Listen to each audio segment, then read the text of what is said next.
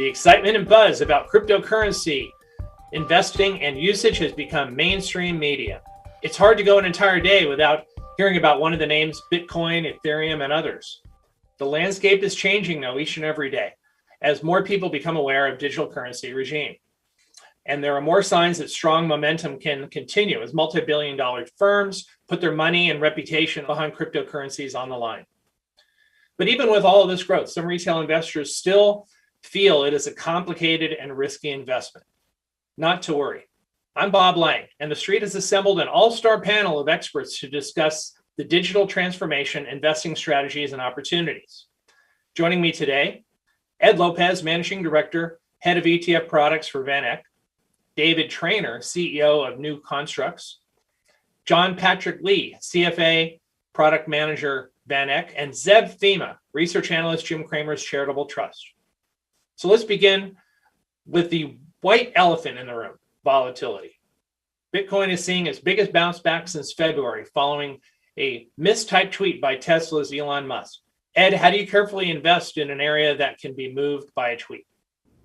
Well, the one thing that you just have to keep in mind is that volatility is a feature of cryptocurrency. It's not a bug. You have to understand that there is inherent risk in this asset class, which is still relatively small compared to traditional stocks or bonds. So you're going to see volatility.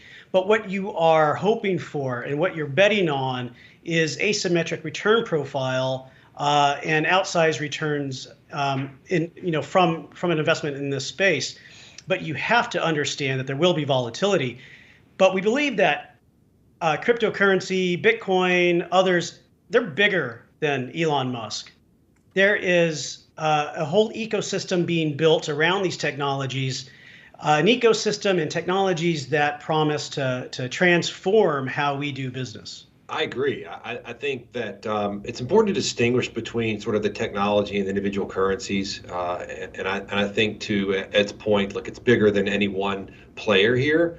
But I also think it's important to be mindful about valuation. Look, with the advent of any new technology, internet, cars, all these things we've seen over the years, there's an explosion in valuation on the front end that ends up leaving a lot of people with losses on their hands.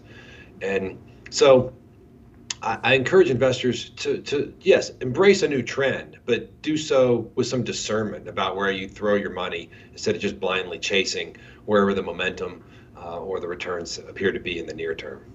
Got to be careful who you're watching and who you're listening to and who's leading you along the path. Now, while the popularity of investing and trading in cryptocurrency continues to grow, public companies' usage of crypto as an actual medium of exchange has not really matched the investing enthusiasm.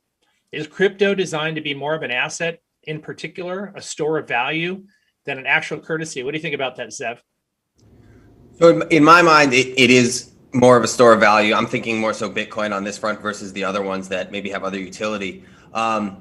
In large part, just the way that taxes are set up in the U.S. If you spend, Bitcoin to buy something, that's a taxable event. So, and as much as they're maybe not going after Bitcoin just yet, they certainly don't want to make it more competitive versus the U.S. dollar. So I don't know that we're going to see the tax implications changing. And as long as there is that taxable event, when I go to purchase something with Bitcoin, I think it is just more so relegated to being a store of value rather than, a medium of exchange that could, maybe compete with the dollar or something like that. And what's interesting is last week we heard from the Biden administration about the idea of raising tax rates for capital gains. Almost the idea was to double, and capital gains on Bitcoin, especially if you're a trader in the short term, that's going to take a huge bite out of your income, out of your capital gains. Isn't that right, Zev?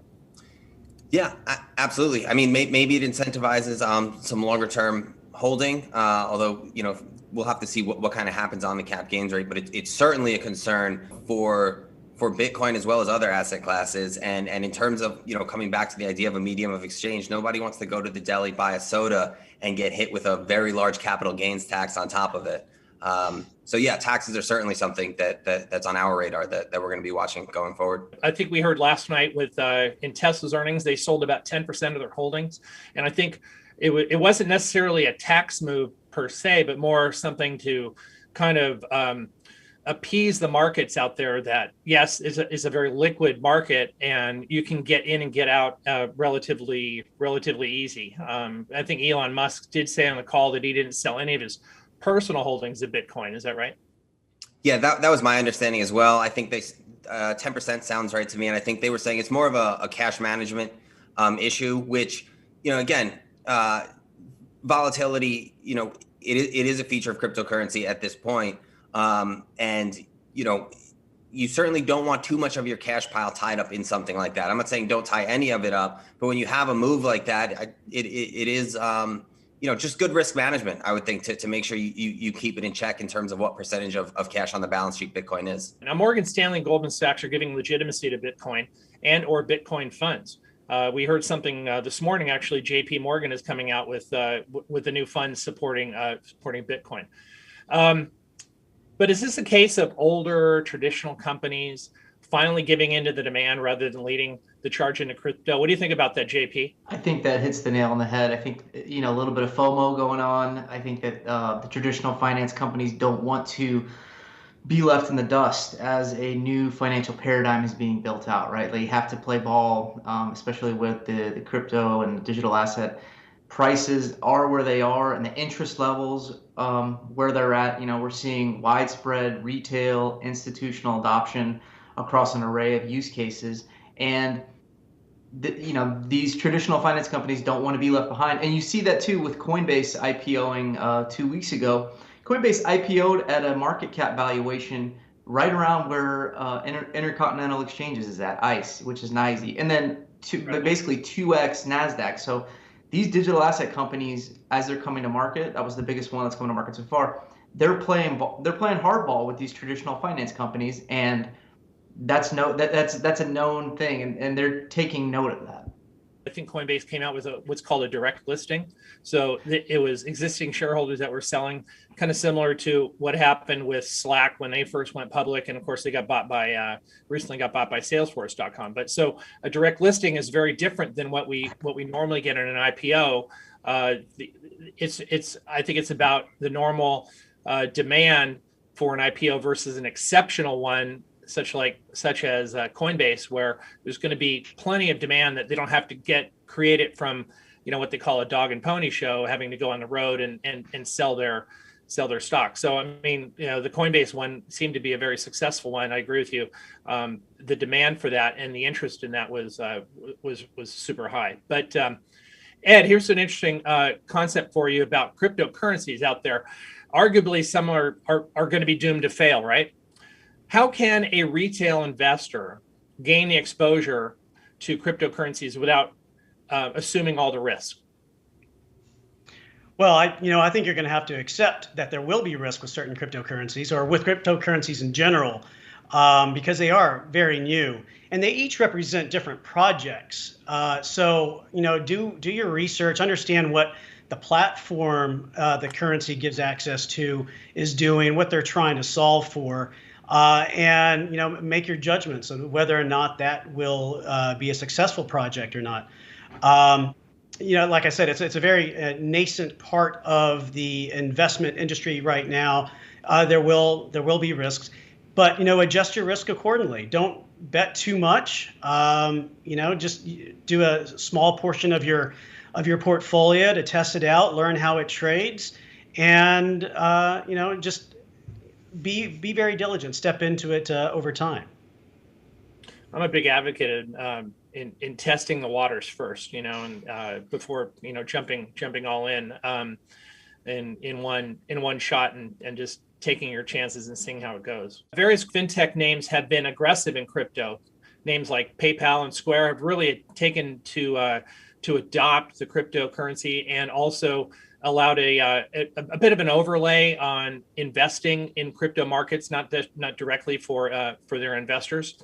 For instance, Square invested $220 million of its cash, or 5% of the cash it had at the time, into Bitcoin in 2020, and it's also worth more than twice that now. How are these players like Square and PayPal shaping the market for crypto? I think it's sort of like what JP said. They're being shaped by the market, and that's the demand of a younger cohort for access to these kinds of investments. Look, JPMorgan and Goldman, they had to capitulate, and they're fighting, right? Most of their traditional wealth management clients are, are older and near retirement stage, and so they're fighting for customers in this new younger demographic, and they're fighting against firms like PayPal and other fintech startups who are able to move a little bit more quickly into these new, assets and categories. And so, yeah, I think this is in many ways it's the tail wagging the dog, right? Investors want it, and there's a lot of money to be made giving investors what they want, and so people are going to chase those returns. Doesn't mean that they're good deals, right? I mean, look. Every major investment bank, I remember when I was on Wall Street during the tech bubble, every major investment bank got in on the tech bubble.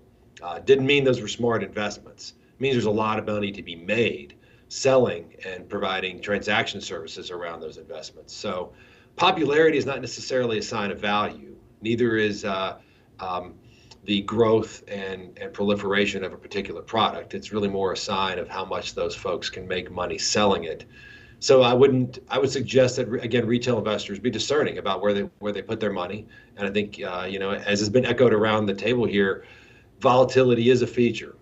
And I think it's a feature that most of the investors in crypto are comfortable with. They may even like it because they're into trading and not investing, which means really we're talking about a speculative asset.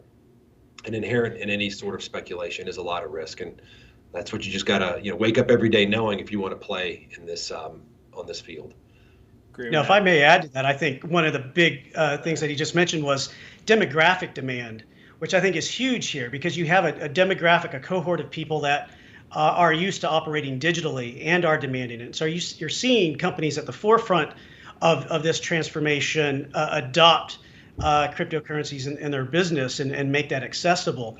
And just to talk a little bit back about Morgan Stanley and Goldman Sachs making Bitcoin funds available to their constituency, I think that's also reflective of the fact of where the evolution of Bitcoin has come. Years ago, there wasn't a custody solution for that, so it was really hard for Bitcoin funds to operate in the traditional finance world. But a lot of that is being solved by companies like Coinbase, Gemini, and even Fidelity now offers institutional custodial services, which makes it easier for traditional finance to offer funds to clients now. The easier they make it, the better. The more likely people are going to feel comfortable to step in. I think Robinhood is also sell it. taking a big lead there as well, right? The more stores that have it on the shelf, the more they can sell.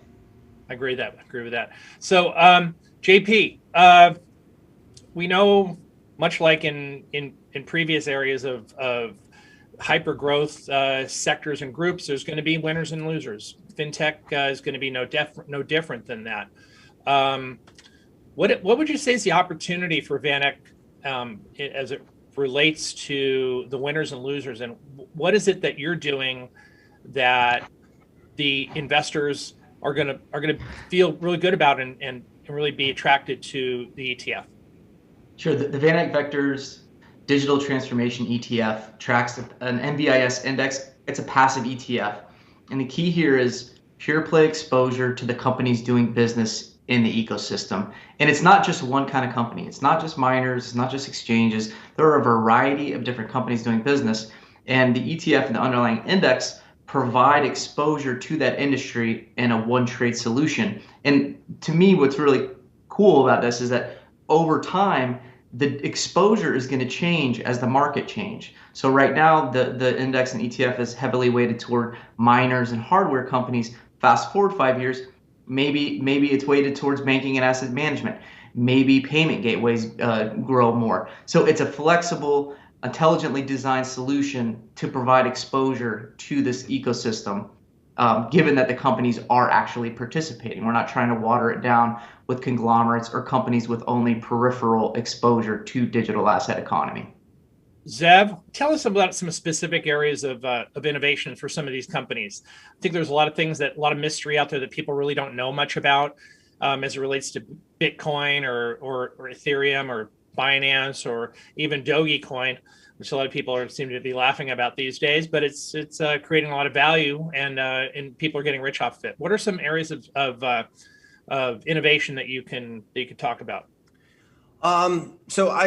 Going back to sort of the ETF, the digital transformation ETF, I think one of the, in terms of innovation, like ETFs that kind of are linked to cryptocurrencies in some way are just now starting to sort of come into the market. I don't know that we have a pure Bitcoin, or pure cryptocurrency ETF just yet. But on the financial side, I certainly think that's some innovation that the market is looking for. The nice thing about, an ETF like this, certainly the thing that attracts me to it is the idea that you don't have to make a play on one cryptocurrency. Again, like we're so early, it's such early days. And I constantly see people sort of confusing cryptocurrency with blockchain technology and the ecosystem that comes with it and stuff. And the way I kind of think about it is, back in 2000, you could have acknowledged that the internet was this revolutionary technology and stuff. But if you picked the wrong .com, you could have went to zero. So the way I'm looking at kind of an ETF like this, where you have Galaxy Digital, Voyager, Square, sort of the ecosystem play, or NVIDIA, which we know just introduced their Ethereum mining chip. I'm kind of looking at it like, even if one cryptocurrency does go bust, if Doge, goes back to zero, or if Ethereum is turns out to not be what everyone thinks, this is kind of a way, going back, just talking risk management, like this is a way to access the ecosystem. And I think for investors, innovation on the ecosystem side, from a risk management perspective, returns, owning an actual company with financial profile, earnings, things like that. I think that's the innovation investors should be looking at. Whereas, going for a specific currency is more so on the speculation side, because if that currency doesn't work out and something comes along to disrupt it, that could be a massive hit. In terms of, it's going to be interesting to see the different ways that these technologies can be applied in terms of the specific cryptocurrencies, but even more so, it's going to be interesting in what companies are kind of developed around the ecosystems of those currencies. I'll just make it perfectly clear that the ETF does not invest in any underlying cryptocurrencies like Bitcoin or Ethereum, whether that's directly or indirectly through investment vehicles such as GBTC, right? This is companies only.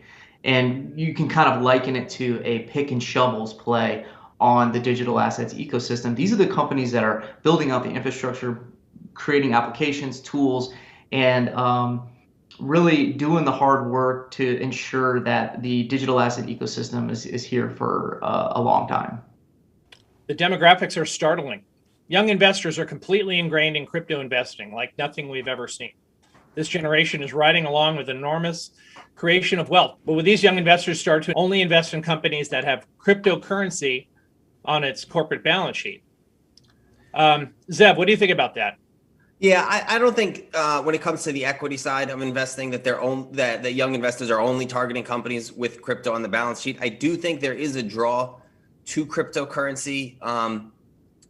Part of it could be, the idea of potentially getting fast money. I mean, we see what happened with Bitcoin. People want to find the next one so that you go to Ethereum, you jump onto Doge, and you continue to kind of go out on the risk curve. I think it is somewhat maybe a distrust for the financial system. Like a lot of young investors, it was 2008. Now this happened. We're constantly printing money. The way Bitcoin kind of came about was after 2008. How do we protect the value that we've saved and stuff? When all this money printing is happening and you're getting, devaluation and stuff. So I think it's a combination of fast money, also, a distrust for sort of the centralized financial system. We hear, the DeFi terms going around. That said, I do think you have to approach this with a bit of caution. Like I too often hear various cryptocurrencies just kind of getting bucketed in, and the various differences are not being spoken about. For Bitcoin, you have the store of value argument because there's 21 million that can ever be mined. And that kind of speaks to a store of value. Whereas Doge, I think you have 130 billion already, in circulation, another 5 billion coming online or being mined every year. It doesn't necessarily have the utility in that we're not getting ecosystems built on top of it or experimented with in the way that we're getting it with Ethereum. So there are so many cryptocurrencies, and I think there's a massive risk in kind of bucketing them all together. So, and again, like I understand the draw. Unfortunately, sometimes the only way to learn is to get burned. It certainly happened to me in investing. I got burned. I realized, maybe I should be looking at income statements and balance sheets and listening to conference calls. But I don't think when it comes to equities, they're just targeting Bitcoin on the balance sheet. It's more so maybe what it really is that Bitcoin on the balance sheet is showing investors this is a forward-looking management team. We're not, it's not stuck in its ways. They are willing to adopt new technology. So maybe it's the idea that they're embracing innovation that is more attractive to young investors rather than simply, oh, these guys have Bitcoin on the balance sheet, let me give them my money kind of thing. Yeah, learning the hard way, right? In case if you're investing and you lose money, hopefully you don't lose everything and you somehow learn the hard way. The best, I always say the best trade I ever made was a company. I put an army paycheck on it. It went bankrupt. I lost everything. But for $600, I learned a lesson on due diligence. So it's kind of the cheapest lesson you could ever learn. That's a cheap lesson if you ask me. So this generation, Ed, is riding along an enormous creation of wealth. But should they be a little bit more cautious about investing in an asset that can be so volatile? Well, I think it depends on what they're looking at. I mean, if you're looking at just cryptocurrencies itself, yeah, definitely those are very volatile. Yes, definitely be cautious, but it doesn't mean you have to not invest. Understand the projects of which the currency reflects, and make your judgments and size your risk accordingly.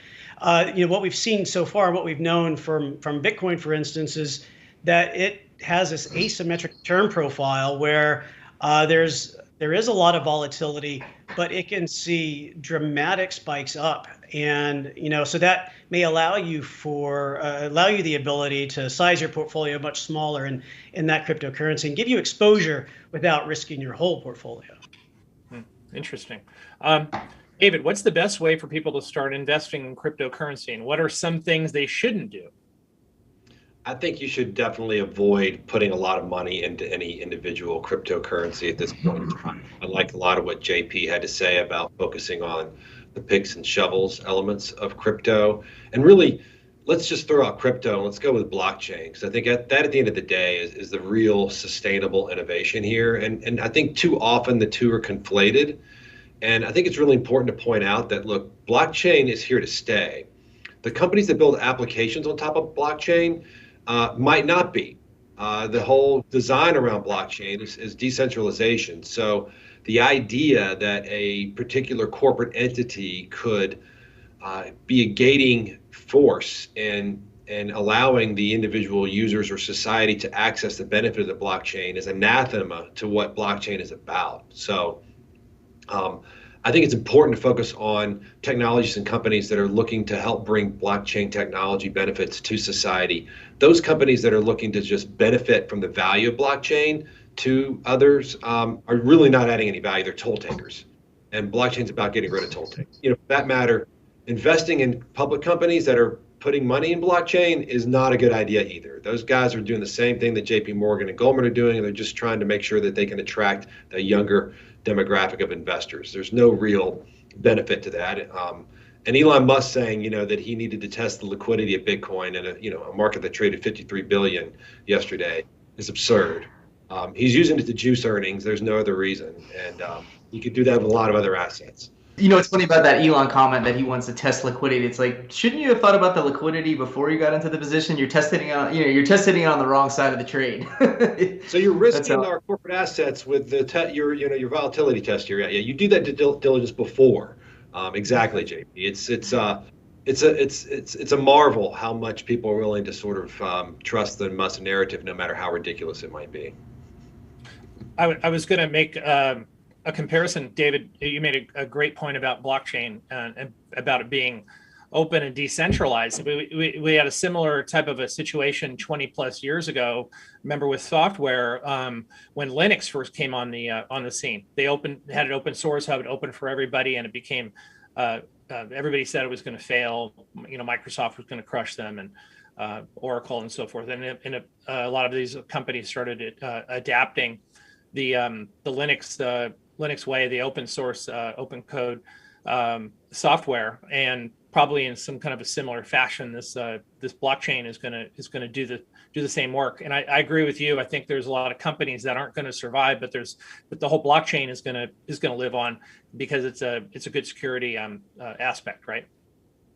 That's right. That's right. There's a big difference here. And I think the open source movement is for sure here to stay. Blockchain is a continuation of that. And that's where the value is. And I think it's important that we make investors understand. Open source means it goes straight from the technology to society. And corporations, by their very definition, are designed to make money by stepping in and taking a toll between those two things. And that's really kind of anathema again to the blockchain technology. So be really careful. Businesses like Coinbase and a lot of these exchanges, they don't really have a competitive advantage except being first to market. Other companies are going to be able to do the same thing because they can also access the blockchain technology. So that's where you got to be discerning, understand what you're getting into, and understand the price at which you're entering so that you're not buying into something because it's popular. I think some of Coinbase's value is predicated upon how many people are using its network, right? So yes, there are perhaps lower barriers of entry. Anybody can open up an exchange, but Coinbase is valuable because so many people are using its exchange, and then that is a moat, right? The network effect is a moat for Coinbase. But I generally do agree with the comments, though. Yeah, and I would also just emphasize David's point about you have to be ready to differentiate cryptocurrencies from blockchain, and too often the two do get confused. I mean, I've been in rooms, on Clubhouse, and there's an argument going on about what is the value of a specific cryptocurrency, and someone, a cybersecurity expert will chime in saying, oh, well, there's these applications for cyber, and if it can save this kind of money, then this adds to the value. And my question to them was, can you do you need Bitcoin to do that, or do you need blockchain specifically to do that? And what he realized is it's not so much about the cryptocurrency, whatever it was we were talking about, Bitcoin, Ethereum, Doge, certainly not Doge, but what the realization for that person was, it's really about blockchain, and that kind of helped them realize that it's not so much about the cryptocurrency. So for people looking to get into this space, if you want to own Bitcoin, go buy some Bitcoin, right? There's plenty of places to do it. But if you want access or exposure rather to blockchain and technology, the ecosystem and the technology, then you are looking for those companies, whether it's this digital transformation ETF or individual companies. You have to be ready to kind of differentiate, because again, you could have been very bullish on the internet in 2000, but if you bought the wrong .com, it's kind of the same thing as being bullish on blockchain and just buying the wrong cryptocurrency now. I think where Zeb was talking about ecosystem is a little company that Jim Cramer has been talking about for over a dozen years, someplace in Sunnyvale, right? That has created an ecosystem like what you're talking about, right? I think Apple, in a way, has created an ecosystem for themselves to capture people in that ecosystem, much like what we're seeing, what you described is happening with Bitcoin, getting people in there and keeping them in there for as long as they possibly can. So, and then. Going back to the banks real quick, I do think it is them playing catch up a little bit. If you listen to these earnings calls, the banks realize that they kind of dropped the ball on fintech, right? Like the Squares and the Venmos and these other companies, they came up and all of a sudden they realized, look, we got to invest, tens of billions of dollars into fintech, forget the physical branches. So there certainly is, I could imagine some of that pressure, like, look, you dropped the ball on fintech, don't drop the ball on cryptocurrency. Right. So it'll be interesting to see what they do. But I would have to believe that, some of it is just a fear that happens again. And in terms of, and I kind of think it works both ways in terms of adoption of something like Bitcoin. Like for me, I was looking at it, but it wasn't until PayPal said that they were going to start accepting, Bitcoin through Venmo, buy, sell, and hold Bitcoin, that I realized, wait a second, this is kind of the key to adoption. So I think it goes both ways, sort of. PayPal realized that they have to start offering an ability for their customers to buy, sell, and hold Bitcoin. But at the same time, offering that ability pulls more people into the ecosystem, because you have millions of people with Venmo who don't know anything about Bitcoin. And all of a sudden, they get the ability to buy it. They're hearing about it on TV. They throw a little bit on there. So I do think it goes both ways. Both of them kind of played it. It kind of plays to the network effect in that way. I agree with that. I think one exciting area of the digital asset ecosystem, which you touched on, was DeFi and one of the things that has evolved in the Bitcoin space and in crypto space now is being able to earn interest on your Bitcoin and the lending network which is out there. And there are companies like Silvergate, which are ahead of traditional banks and helping to facilitate that network among other providers and exchanges, and that ability to facilitate lending and earning interest on your assets. It's interesting how these banks have trailed that. They're usually the trailblazers, right? They're usually on maybe on innovation, but they're behind what Ed is saying about paying interest and so forth, earning interest on these things. This is their bread and butter, right? This for a bank, right? So, lending. Banks don't. The fast follower strategy for these big banks is not a problem, right? They've got the distribution and customer base that they can purposely choose to be late. Why do they need to burn billions or millions on trying to prove a market? They wait till the markets are mature enough for them to get in with scale, and then they can do so with margins and scale that squashes a lot of these new entrants. And I think that's the big strategy. I mean, I think firms like JPMorgan and Goldman Sachs, they're not worried about crypto or blockchain. They'll get in when they're ready, and they'll do so with scale and with the resources that a lot of these upstarts lack. And that's been a successful strategy going back to forever. Fast follower strategy. That's what I think the incumbent automakers are doing with electric vehicles. They didn't need to spend billions improving the market. They wait till there's enough scale for them to enter, or size for them to enter with scale and offer a better product. And I think we'll see the same thing with blockchain technologies and the related industries that are dependent upon it. Well, Ed, David, that leads me into this question for you. What are some unique aspects of investing in cryptocurrencies that aren't encountered with, say, stocks or bonds? I think, as Ed put it in the beginning, right, volatility. And I think you're dealing with a demographic that kind of likes the volatility. I mean, I think if the meme stock phenomenon is teaching us anything, that this younger demographic's got no fear with respect to volatility. And in fact, they flaunt the volatility as something as a way to kind of, I guess, test their mettle. They're going to hold on. And so, yeah, I think that it's a game for a lot of folks. And I think, as you've heard from around the table here today, cryptocurrency investing, especially specific currency investing, I think we'd all agree that it is a game. It's speculation. And if you're putting too much money on any one of those, you're probably in for a bad surprise at some point in the future. Focus farther upstream. Focus more on the underlying technology. Don't get caught up in the popular names. And avoid speculating as much as you can. So, like Zeb said, hopefully you have some cheap lessons on how important due diligence is. But if you're just investing based on popularity and momentum, understand how much risk you're taking, because it could go to zero real fast. That's right. And I would just add to that, because I do talk to sort of the millennial crowd and stuff, and the hardest thing that I have kind of expressing to people is, you can say you're investing in Bitcoin, but the bottom line is there's no earnings, there's no cash flow, there's no sales or anything. It is somewhat the greater fool theory. It is about what is the next person going to pay. So when it comes to investing in this space, you do somewhat struggle for metrics to look at. Now there's on-chain analytics and stuff that people are looking at, but at the end of the day, you can't really draw an intrinsic value from it, for a valuation model, I would argue, in the same way you would for bonds or stocks or something with dividends or cash flows or anything like that. So you are sort of left with these more abstract ways of thinking about price targets. For me, going back to that first segment, because of taxes and stuff, I don't think it becomes a medium of exchange. I think it's a store of value. So when I'm trying to think of, where could this go if this does prove to be the store of value, I'm kind of stuck just with, what's gold's market cap, and give me a percentage of that, and maybe that kind of gets me somewhere. But I'm kind of going that route just because I sort of lack other, maybe more diligent ways of truly valuing, Bitcoin specifically in this instance. Interesting. JP, what are some unique aspects of investing in companies or funds with cryptocurrencies that aren't encountered, say, with companies that don't?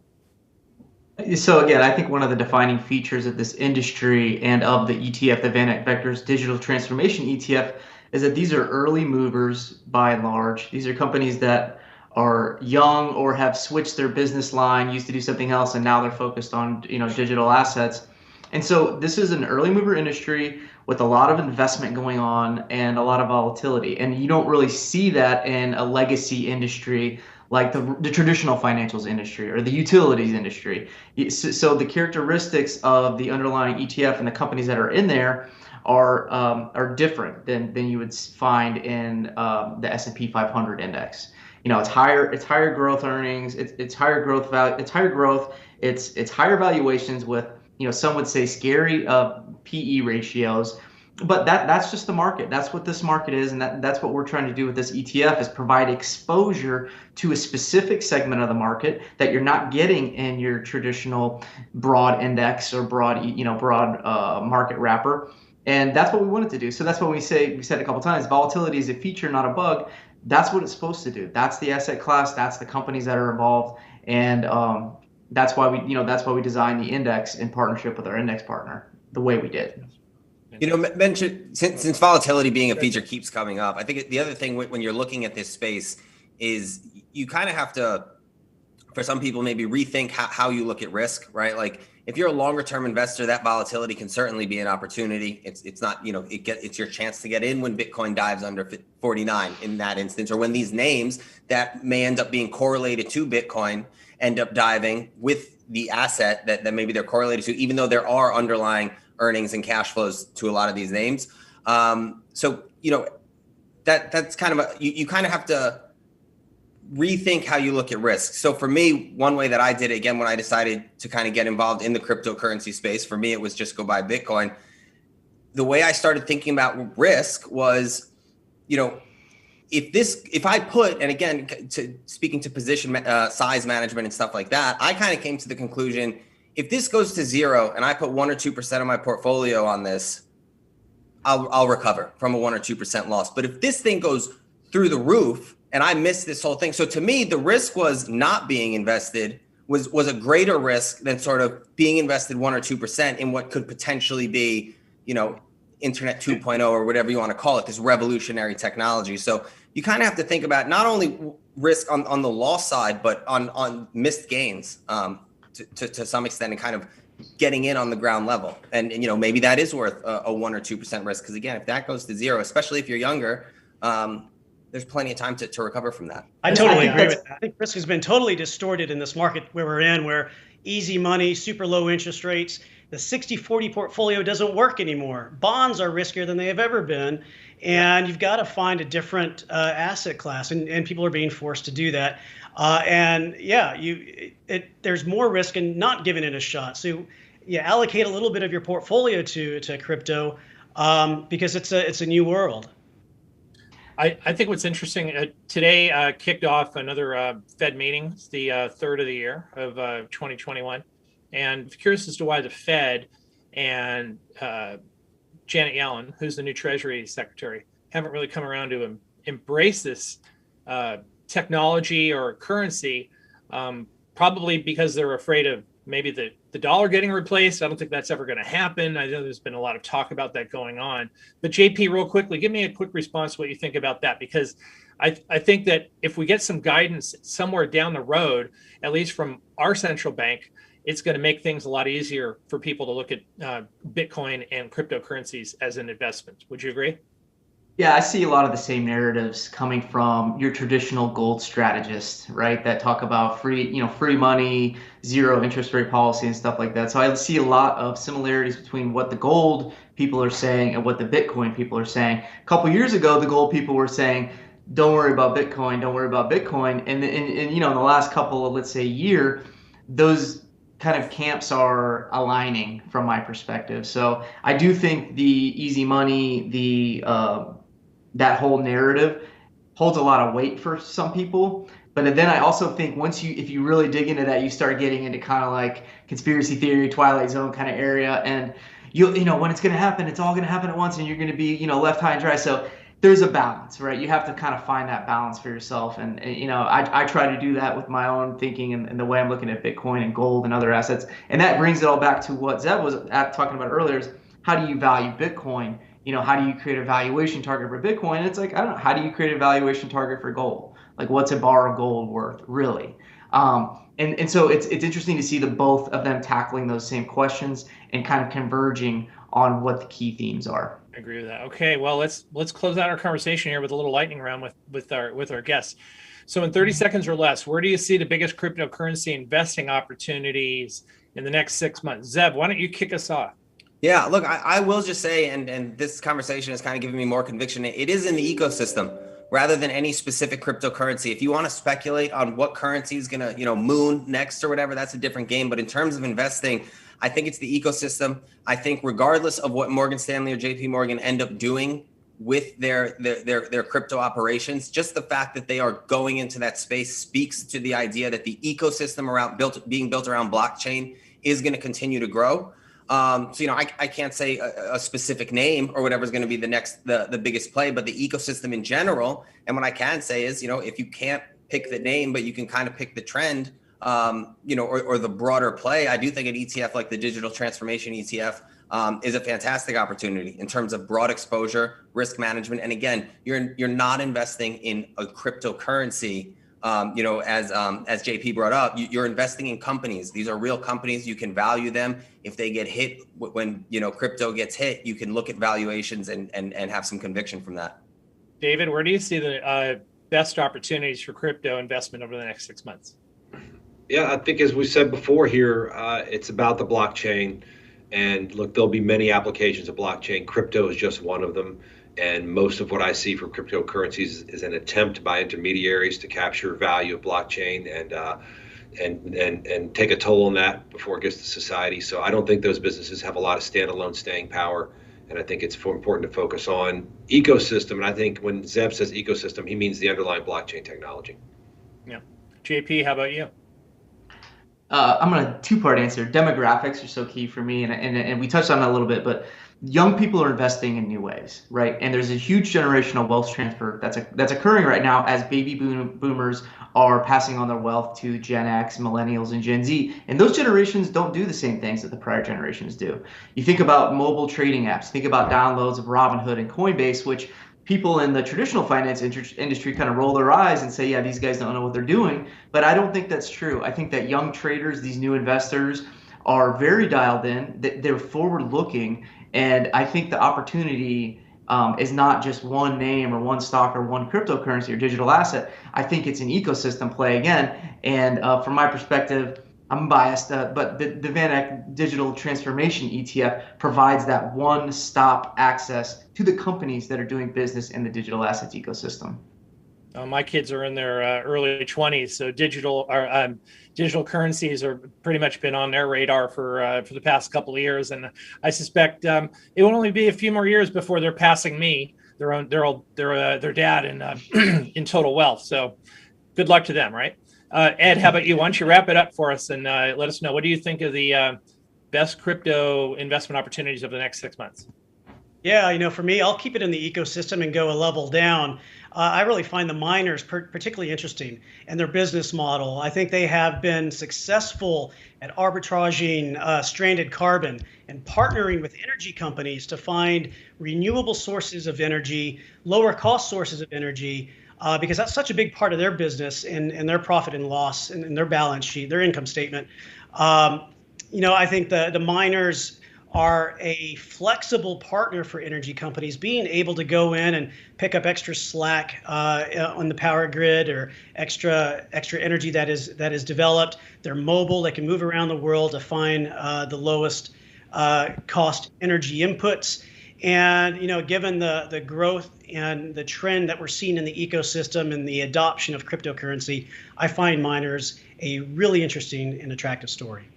I'm with you there. I think the miners are a fantastic opportunity over there, and I think a very good way of getting involved. So that wraps it up for our panel discussion, everybody. Thank you very much for joining with me. The Digital Transformation, Investing Strategies and Opportunities. Thank you, again, to all the guests, for more on cryptocurrency strategies, head on over to TheStreet.com.